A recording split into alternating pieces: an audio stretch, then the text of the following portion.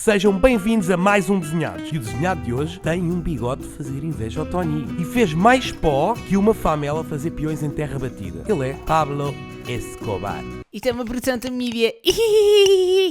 Pablo Emílio Escobar Gaviria nasceu no dia 1 de dezembro de 1949 numa pequena terra chamada Rio Negro, o terceiro filho de uma família pobre. Cedo se começou a seduzir pelo mundo do crime. Antes de se dedicar ao próspero negócio do tráfico de farinha nitrosa, Pablito enveredou por outras áreas, não fosse ele um empreendedor nato. Vejam lá vocês, começou a sua carreira no mundo da gatonagem como ladrão de lápides nos cemitérios. Toda a gente tem que começar por algum lado. E ele foi pelo lado de baixo, literalmente. E depois da sua curta carreira de larápio de lápide, Pablito abre a sua startup e começa a organizar roubos de carro e também a vender bilhetes falsos de lotaria. O negócio corria bem, mas Pablo tinha mais em mente. É aqui que decide abrir, juntamente com um primo afastado, uma loja de galos de Barcelos em Medellín. É aqui que embarca no negócio obscuro de gomas em forma de ovo estrelado. Acreditaram? Burros. Foi aqui, exatamente, que começou a entrar no mercado negro e no negócio do contrabandismo, muito em voga nos anos 70,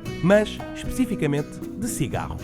E tudo bem que vender cigarros no comércio menos tradicional lhe dava uns trocos, mas Pablito, já perceberam, queria mais e mais. Até que descobre o chamado ouro branco, vulgo cocaína. Uma droga pesada e nociva para os seus consumidores, mas para Pablito uma mina. Usando os seus conhecimentos dentro dos meandros do contrabando, começa a traficar quantidades absurdas de droga. Isto tudo pilotando ele o seu próprio avião, da Colômbia para o Panamá e vice-versa. Se ele tinha breve piloto, perguntam vocês e perguntam bem, eu não perguntaria, que ele ainda manda um sicário tratar do assunto. A partir deste momento, Pablito enriquece bastante e em pouco tempo a sua frota. Basicamente, o seu cronopost de ilícito. Já contava com 15 aviões e 6 helicópteros para fazer a distribuição, não fosse faltar nada a ninguém. Torna-se assim o dono de um dos maiores impérios da história do mundo do crime, o cartel de Medellín. Com lucros a rondar os 70 milhões de dólares por dia, acabou por ser apanhado com cerca de 20 quilos de produto num avião. E com este dinheiro tentou subornar desde juízes, polícias, advogados, senhores da limpeza, tudo. E ainda assim, houve alguns que disseram que não. E adivinham o que é que aconteceu a esses? Exato, ganharam uma viagem para as Bahamas. Mentira, foram mortos bem mortos pelos seus sicários. Este modus operandi ficou conhecido com a tão badalada expressão plata ou plomo. Este menino podia ter aberto uma empresa de fisgas, uma vez que, e isto é verdade, gastava $1000 por dia apenas em elásticos para enrolar notas, chegou a colocar 15 toneladas de droga diariamente nos Estados Unidos, tendo figurado em 1989 na lista da Forbes como um dos homens mais ricos do mundo. Este homem não sabia o que fazer a tanto dinheiro que o guardava em depósitos. E estima-se que 10% era comido por ratos. Imaginem isto é verdade. Há ratos na Colômbia com o bucho mais rico que a vossa família toda, primos afastados e tudo. E quando se acabaram os depósitos, começou a enterrar barris cheios de notas em vários terrenos espalhados pelo país. E há muita gente que ainda procura o seu Euromilhões com uma pá e dores nas costas.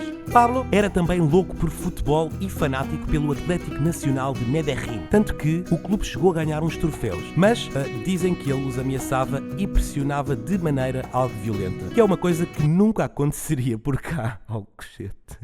Foi morar para um rancho chamado Los Nápoles, que tinha 30 km quadrados, basicamente maior que muitos países e que o estômago do Fernando Mendes. Tinha jardim zoológico particular, 6 piscinas, uma arena para touradas e em cima do portão, como troféu, tinha, imaginem, apenas o seu primeiro avião, como quem tem um candeeiro. Para além de rico, era doido. Uma vez, a sua filha, menina dos seus olhos, pediu um unicórnio ao papá.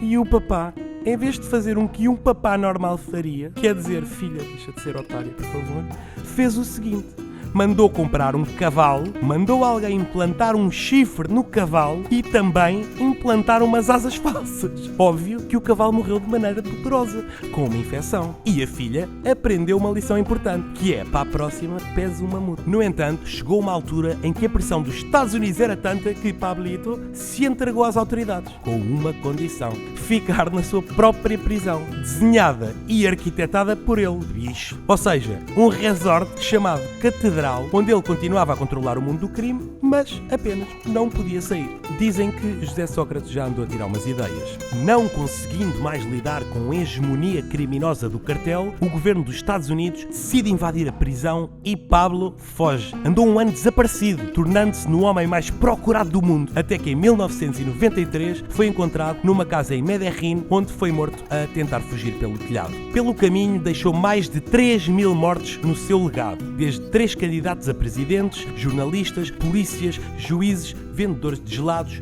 tudo. Ainda assim, este Gordanas, Pablito, foi enterrado como um herói na Colômbia. Ao seu funeral atenderam mais de 25.000 pessoas, pois ele era visto como uma espécie de Robin dos Bosques pelo povo, que até chegou a ser eleito para o Congresso, mas teve de renunciar quando lhe perguntaram de onde é que vinha tanto dinheiro. Ele construiu hospitais, escolas e igrejas, e apesar de todas as monstruosidades que cometeu, continua a ser adorado pelo povo pobre e desinformado, chegando até a distribuir dinheiro por muitas aldeias. Com o êxito da série Narcos, o nome deste barão da droga voltou a ficar em voga, sendo que alguns dos seus sicários já vieram a público desmentir informações, e o seu próprio irmão tentou processar a Netflix. O que é facto é que agora se organizam excursões a Medellín para encontrar o dinheiro que ele costumava enterrar em barris. E, por falar nisso, fazer alguma coisa na próxima terça? Podemos ir, se calhar, vamos lá, dividimos o Uber? Não, é que eu curtia ficar rico com desenhados, não pode assim tão bem. Bom, abraço, subscrevam, deixem sugestões, mandem o Ruben a tratar da amigdalite, ativem o sininho e não me obriguem a perguntar se preferem plata ou plomo.